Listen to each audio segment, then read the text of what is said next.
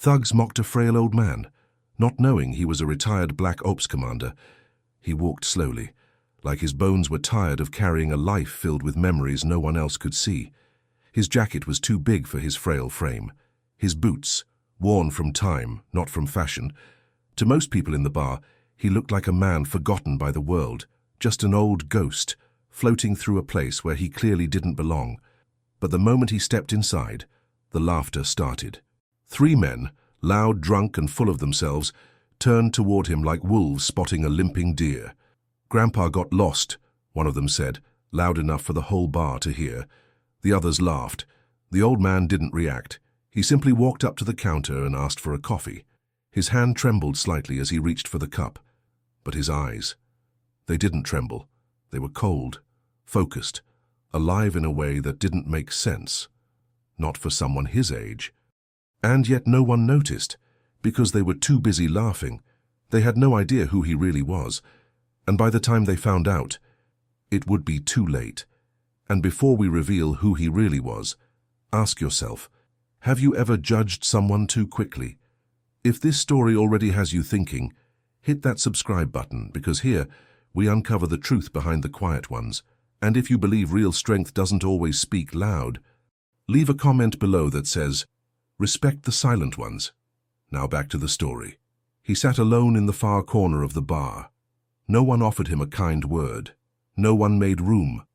The air around him thickened, not with fear, but with mockery. The 3 men didn't just act like they owned the bar. They acted like they owned the town. Dax, the self-proclaimed alpha, sat in the center like a king without a crown. Tattoos climbed his neck like thorns, a ring on every finger, sunglasses on indoors.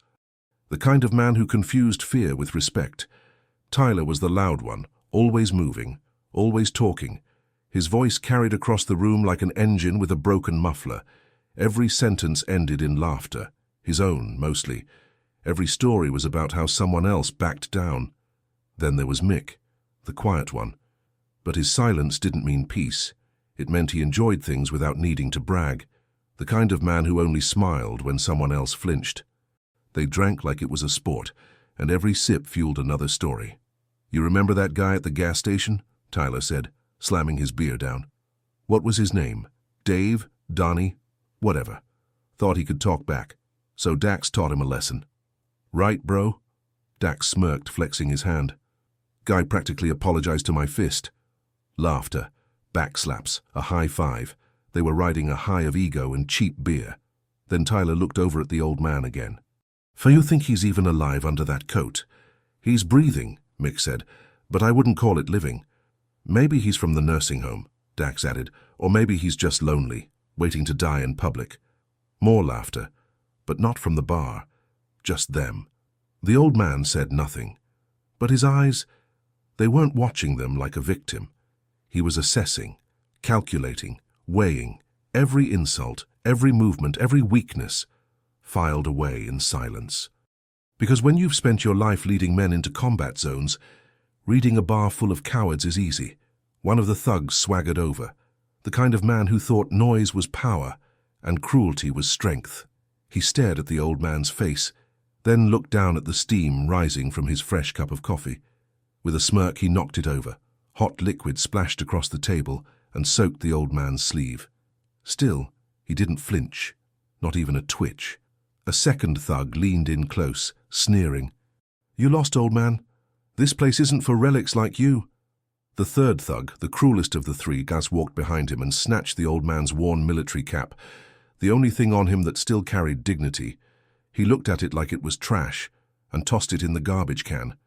The bar roared with laughter, but the old man stayed still, his breathing calm, his eyes, sharp as a blade, still sheathed. Then finally, he spoke, soft, controlled, no anger, no fear, just truth. "You boys talk a lot about strength, but you wouldn't last 10 minutes where I come from." The room fell quiet for a second, just long enough for a memory to surface. Green jungle, mud, rain, mosquitoes and gunfire. His face, younger, covered in dirt and blood, a radio in one hand, a wounded soldier over his shoulder, calm under fire, silent, efficient, deadly. He gave orders, not loud, but final. Black helicopters emerged from the mist. Missions classified, enemies never seen again. A leader of ghosts, who never left anyone behind. Back in the bar, the old man stood up, slowly, the sleeve of his coat still soaked in coffee. His cap, forgotten in the trash, but his spine was straight now, and so were the eyes staring at him. He looked each of them in the face and said nothing, because sometimes, and silence is the last warning you give a man, before you break him. The old man stood there, thin, weathered, soaked in spilled coffee.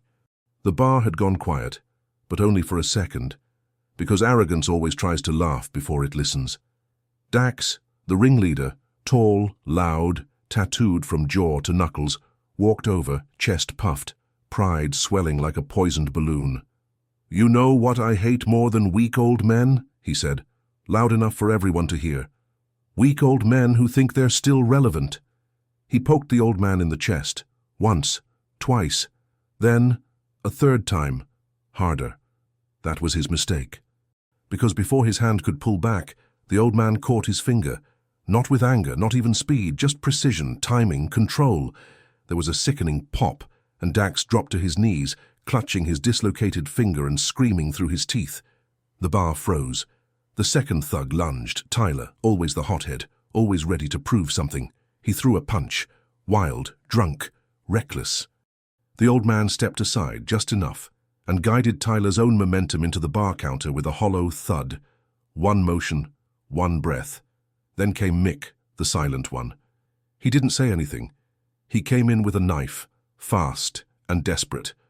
The old man grabbed a broken beer bottle from the table, not to attack, but to deflect. The bottle shattered on impact, but the knife was gone, flung across the room. Mick now stood weaponless, staring into the face of someone he finally recognized, not from memory but from instinct. This wasn't an old man. This was something else. Something trained. Something lethal. The fight was over in under 30 seconds. The three thugs were on the ground, groaning, bleeding, whimpering, and the old man hadn't even broken a sweat. He picked up his military cap from the trash can, shook off the coffee grounds, and placed it back on his head with care. Then he looked at the bartender, a young man, pale and speechless. "Call the sheriff," the old man said quietly. "Tell him Commander Burke says hi." Then the sound, faint at first, then louder, a whump, whump, whump in the air above. Outside the bar, dust and dirt began to swirl. A military-grade helicopter descended into the parking lot. The doors opened. 3 men in black tactical gear stepped out. They walked straight into the bar without saying a word. One of them nodded. "Sir, we've been trying to reach you." Commander Burke said nothing. He simply reached into his jacket, pulled out a small sealed envelope, and handed it over. "The coordinates are inside," he said. "Tell command I'll be there in 48 hours. The soldiers saluted, and just like that, they were gone. The bar had gone from bar fight to battlefield to shrine. No one said a word. Even the jukebox had stopped playing. No one cleaned the glass. No one spoke. The bar just existed, frozen in the wake of something it didn't understand. The bartender wiped his hands with a rag that didn't need cleaning.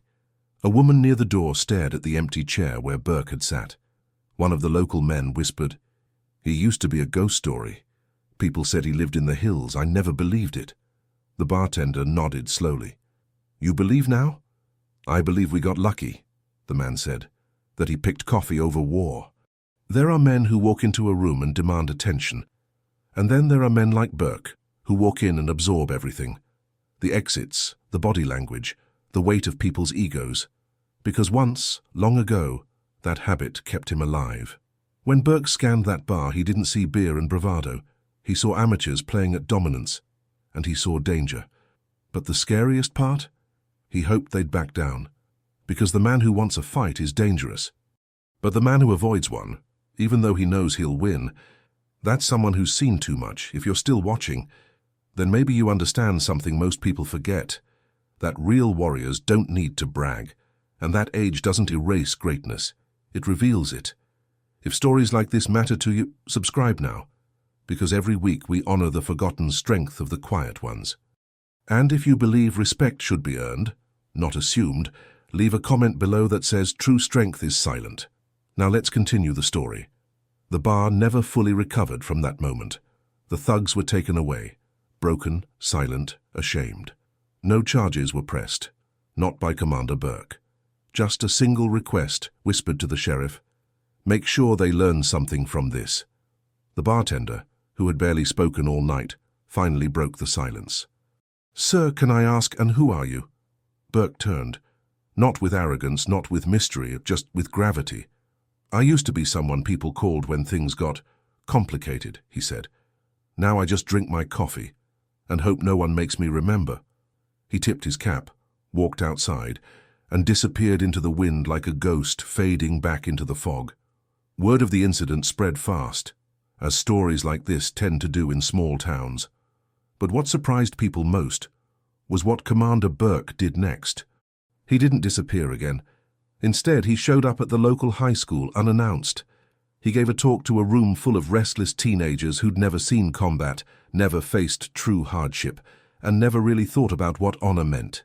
He didn't speak of violence, he spoke of restraint, of friends lost, of missions that never made the news, of nights that never ended, even years after the war. "Strength isn't about winning fights," he said. "It's about knowing when to end one, before it begins." A young soldier, scared, bleeding, pinned down beside him in the jungle. Burke holding him tight, whispering, "I won't let you die here. Not today." He carried that man 3 miles through enemy fire. The soldier lived, but never walked again. Burke visited him every year on his birthday, until the day he passed. In Burke's wallet was a photo of that man, faded, torn, still there. A new sign appeared outside the bar. Not a neon light, not a logo, just a plaque nailed quietly to the brick wall. "This place stands in honor of Commander Burke, a man who reminded us that real power needs no spotlight." People started sitting differently at the bar after that. Less noise, more listening. We live in a world obsessed with noise, loud voices, fast judgments, empty strength. But sometimes, the most dangerous man in the room is the one who says nothing, the one with tired hands and steel in his spine, the one who's seen too much and chose peace anyway. Commander Burke didn't come back to fight. He came back to remind the world that respect isn't given to the loudest man. It's earned by the quietest one. If this story reminded you of someone who deserved more respect than they ever got, then don't let it end here. Subscribe, not just for more stories, but to help us honor every silent warrior the world forgot. And if you believe that real strength doesn't need a spotlight, leave a comment below that says, "I stand with the quiet ones," because maybe the world needs fewer loud voices and more men like Commander Burke.